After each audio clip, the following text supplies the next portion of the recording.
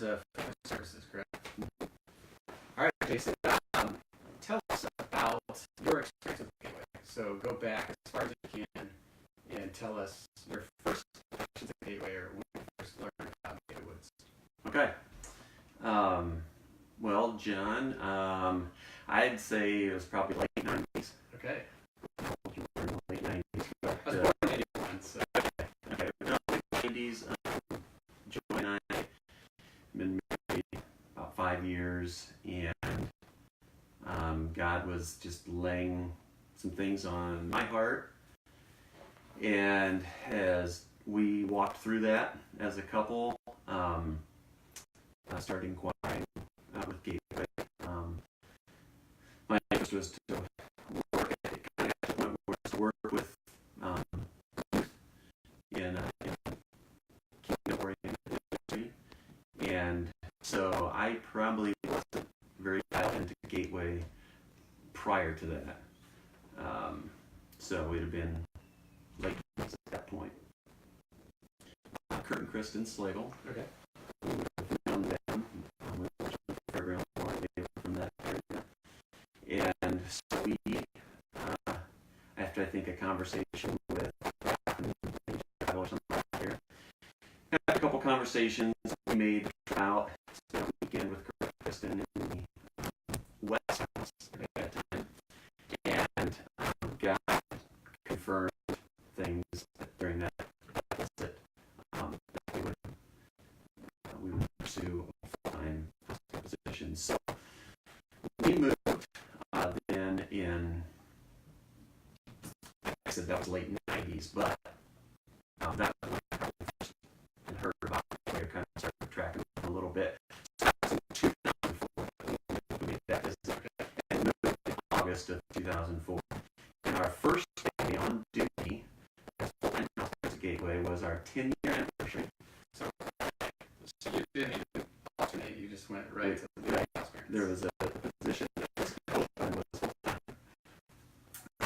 It's not full-time, it's just alternate. Because when you're alternate, you're still down to full-time. Right. Yeah, my wife was definitely not sure about couple of homes and the moving process with 3 children. And So how old are your kids at this point? 9, 6, and 2. Courtney, Tyler, and Landon. So about that age. Right. So we did come in. I mean, there was a training process period. So for a month or two,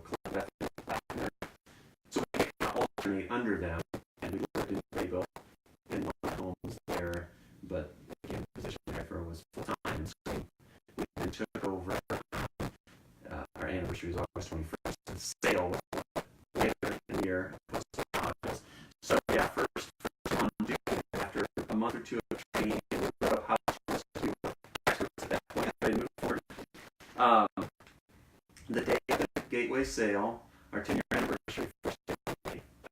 Yeah, so we celebrated it right. So what's the full house when you came in? 3. Ed was very gracious. He kept us at 3 residents for a while. I mean, I think, census was at that time. We got into something like that. So we probably.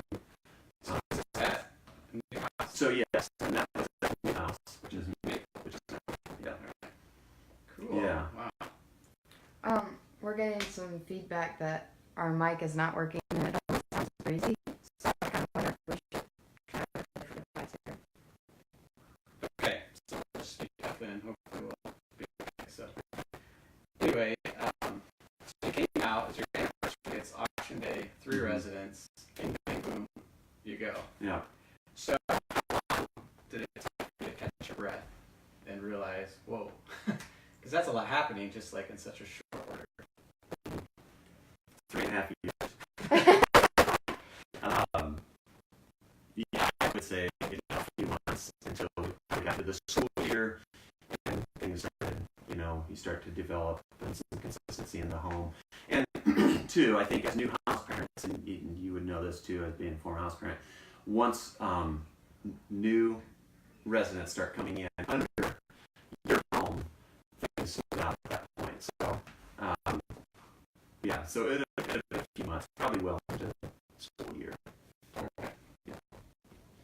Very good. So, sticking with house parenting, what is so 3.5 years of house parenting? Okay. About the same as us. What were the fun memories you look back on that really resonates with you?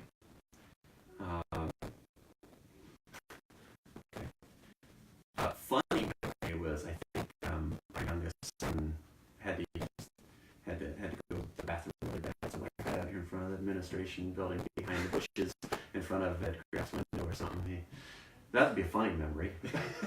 But as far as house parents, you know, I think the most cool thing personally is we went from co-ed house. I think we were co-ed house parents for maybe 2 years, and there was the census of boys was low, getting to a point where it was really low, and we were considering doing an all-girls home, not a two-mom home, an all-girls home, and we wanted to do that. We wanted to do that. And, I remember since I had boys of my own, you know, I could connect with my boys, you know, when we're off duty. So I kind of had that father-son bonding. But then thinking of, you know, the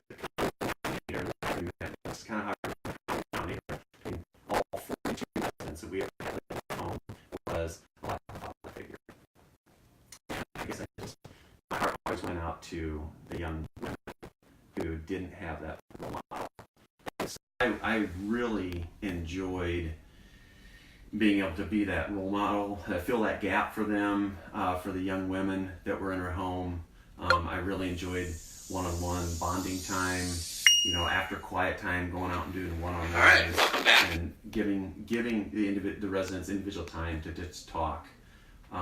So that would probably be my most fond memory. Yeah, no, that's vital. I mean, looking at yourself and my own life without my dad, it just seems so very good point. As always, if you have any questions, please chime in. So, all right, so house parenting 3.5 years, some really good memories. Transitioning out of house parenting, how was that? What was that process like? Some people stay in the area, some people leave. Kind of, did you know, no, we're definitely staying, or what was kind of that decision? Yeah, that was that was a really hard decision. When we knew it was time for us to move on as house parents, it was easier for my wife because, you know, of a lot of reasons. Mothers need that time at home with their children. I mean, we need it as fathers too, but it was just a little easier for her. For myself, it was really hard. I really struggled for a couple of years, just post Gateway, because I really missed that that social work field. Yeah. And we mentored a couple boys during that time. But, you know, eventually we kind of moved on from that, you know, realizing the reality of life. I ended up going back to what I knew how to do, and that was in the electrical trade, and knew as a father and a husband, and I need to provide for my home. And so you're able to make that transition, but it took a couple of years to get to that point. The one thing in our story is that becoming a house parent, God used being a house parent at Gateway as a stepping stone for our adoption. I know adoption was fairly common, you know, during the time that we adopted our youngest daughter, Marin, from Ethiopia. But for Joy and I don't know if we would have ever considered it, having not had the experience of being house parents, and just recognizing the need for young men and women to have a mom and a dad, and just that did not have the childhood experience that we had growing up. So that was a decision then we made then a few years later, and so that was a beautiful thing. I think, you know, always remember in our story is house parenting led to our adoption story. Very good. Yeah, I was going to ask that, so you chimed right in. So, Similar for us, it was just a little different. Obviously, we adopted before we became house parents, but through the adoption, just seeing the need and just the love for individuals that don't have families or strong families, and then that kind of led us into house parent as well. So we have openings for house parents. There's generally always a need, but what would you say to those that are praying right now, or maybe aren't praying yet, to be those house parents to fill the needs, whether it's assistant or families? Yeah. Yeah. Well, I would,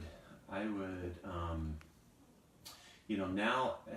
So let me, in answering that question, the next thing, kind of in my, the opportunity I've had, is to sit on the board of directors as a local Leo member here, and as we look at the vision and the mission of Gateway Woods from this perspective now, and as we discuss, I would say to those even current house parents and maybe couples, individuals thinking about, could I work at a place like Gateway Woods? If God lays it on your heart, please consider it. And our goals and our vision for Gateway Woods is to instill the gospel message, to reach young men and women and families with the gospel of Jesus Christ. That's our greatest calling in life, period, regardless of where we're at. And that being the mission and the vision of Gateway Woods, as a house parent, as a staff member, as you know, you are the hands and feet. You're put right there in the fire, and it's not always easy, and it is a trial, and it is a challenge, and it can be very stressful at times for as an individual and for a family. But you're in the middle of doing kingdom work, and you're in the middle of getting dirty. But that is our calling in life, regardless of where we're at.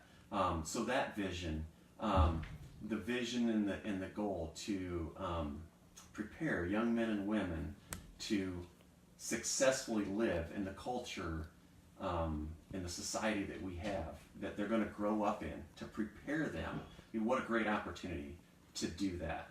And so it's a great opportunity. It's a great opportunity to be, a lot of times when we look at life, it's selfish a little bit. It's the self-interest. What will I get out of it? Former house parents can tell you what they're getting out of house parenting. Sometimes you don't know what the children are getting out, because that last chapter hasn't been written, But as a house parent, I remember early on, in some training, maybe it was, that Jeff Weibel talked about the parable of the sower. Yeah. And as the sower went out to sow, and he threw on he sowed seed on all kinds of different ground. His responsibility was to keep sowing the seed. So, to those considering, and anybody you think might consider it, what a great opportunity to be a sower, to sow the seed, to water the seed, and to get right in the middle of God's work. Amen. Very well said. Yeah, I think my wife puts it this way as well. It's like, now looking back after house parenting, our life it's a marathon. I mean, it's just really slow, it's long, it's kind of arduous at times, and house parenting sprints. It's just a number of sprint after sprint, but there's relief in between those sprints, where sometimes it's like I'm running this marathon of life, and it's like I don't have much relief. And so I love that about house parenting. It's like, it's so intense, but you do have your time off that you can kind of recoup as a family and recover and then go back in. So it's not just such an intense thing, and that's what I appreciated about it, is the way that it's set up. You have your recovery time because it's necessary. Yeah, that's a great way to look at it. So, all right, so speak a little bit more into being the board member, kind of that fraternity of brothers, if you will. Yeah, well, serving on a board of directors, this was the first time I've ever done that, so it's been a new experience for me. I think I'm in my third year now, and so I've learned a lot. I probably think right now, when I think of serving on the board of Gateway, I think of probably the fact that I'm learning. But there is a parallel that I would draw, in going back to being a house parent. One of the beautiful things, and I know you would identify with this, one of the beautiful things about being a staff member, a house parent at Gateway Woods, is the camaraderie and the teamwork, and that common vision, a common passion, a common desire. Sometimes you don't find that in the workplace. It's a challenge out there in the workplace sometimes to even find that, which can be frustrating. But you find it here. You find it as a house parent. I found it as a house parent, and it was beautiful. It was one of the things that made it hard leaving house parenting, is because it's going to miss that camaraderie with my brothers and sisters. So I would say that now, as a sitting on the board of directors as a board member, that has probably been the most beautiful thing to me. Is I have 10 very well qualified, passionate brothers that I serve alongside, and we get together for meetings, every other month, basically 7 times a year, I think. And one of those times is during a retreat process where we, dive in a little deeper. But that has been wonderful to experience, that same common vision and passion, and we do it from a different level a little bit. It's as a house parent, you get down in the weeds, and you're dealing with the day to day, and as a board member, you learn to try to get to back out of that, and it's a more bird's eye view, and you're looking at a lot of different aspects, and I would say that most of all is that's been the greatest thing for me, as I really, really have come to appreciate those I serve with. No, that's a great point. I think we mentioned this a little bit, like asked you after house parenting whether you would stay or leave. Yeah. And I think you hit on it there. It's the community here is just very strong, and it's very relatable. It's contagious, and so we wanted to stay involved. That's not always easy to do, as raising a family. We did the mentoring. You connect with the residents. Maybe I'd come to a Tuesday night basketball. You see them at church, a Wednesday night, Sunday. Maybe connect with them possibly in between there. But when the opportunity came and I was asked to serve on the board, I was excited to be able to get back involved from that perspective. Yeah, very good. Any comments or questions? Yeah, go ahead. All right, so you walked in the door here today, as some probably know, some probably don't know. Walk us through your summer, because it's been pretty eventful for you. Yeah, it has, along with a couple others that experienced it also. So, for those that don't know, and again, most probably do, I was involved in an accident along with Joe Beer and Mike Kluffenstein on the way back from a summer youth group mission trip down to Atlanta. We were changing a tire alongside the road, and the car came off the interstate and hit 3 of us. So praise God, first of all, that we all are still living, and that Denise and the young men and women in our group, Landon, my son, and some other teenager boys and girls there, were not injured. So, well, there's so much to say on this. It's obviously very fresh in my mind, but I try to not elaborate too much, but keep it short. I sustained injuries, broken tibia and fibula, cracked pelvis, broken collarbone, and scapula. So all my injuries were on the left side. Again, very thankful, no spinal or organ injuries. And so all these are on the mend, and I am recovering, and very thankful for that. And I'd say currently where I'm at with that is, as you progress through this, I have to learn to be patient. This is going to take time. I'm walking, but sometimes the pain comes and sometimes it goes. Sometimes I can do things I want to do, and all of a sudden I'm excited that I just was able to do something I couldn't do yesterday or for the last 14 weeks. But then sometimes there's a new ache, pain, pop, crack, whatever. And I think recently, just a couple days ago, I was kind of spending some time thinking and praying, and I want to be healed completely. Yeah.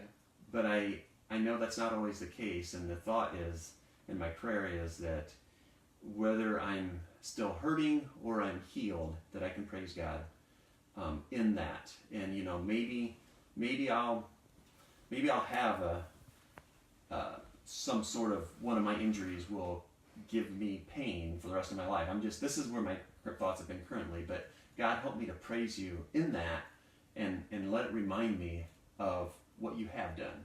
I don't know, just kind of serve as a reminder, as scars kind of remind us of a healing. Yeah. Maybe that pain can do the same thing, and so that's, I guess that's kind of where I'm at currently. I don't know if I elaborate on that enough or not. No, yeah, very good. So, continually pray for healing for Thanks. Mike, Joe, and Jason. And then earlier this year, you became a grandpa, and then you saw your oldest daughter walk down the aisle. So maybe share those fun memories from this year.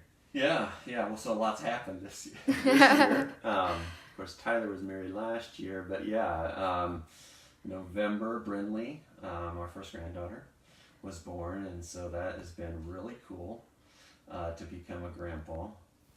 It's really great to be called a grandpa at 43.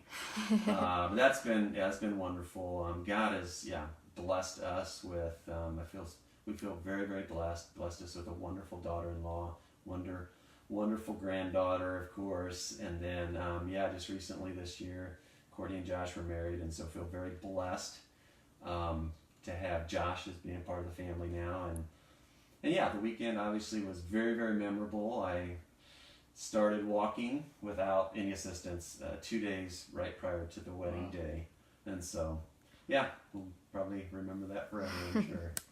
That's awesome. Well, I don't really have much else to add. I mean, I think you did a really good job just sharing your heart, sharing your experience with Gateway Woods then and now. So I guess I'll leave it to you to kind of just share, maybe from the board member's perspective, kind of a prayer that people can pray for Gateway currently or looking into the future.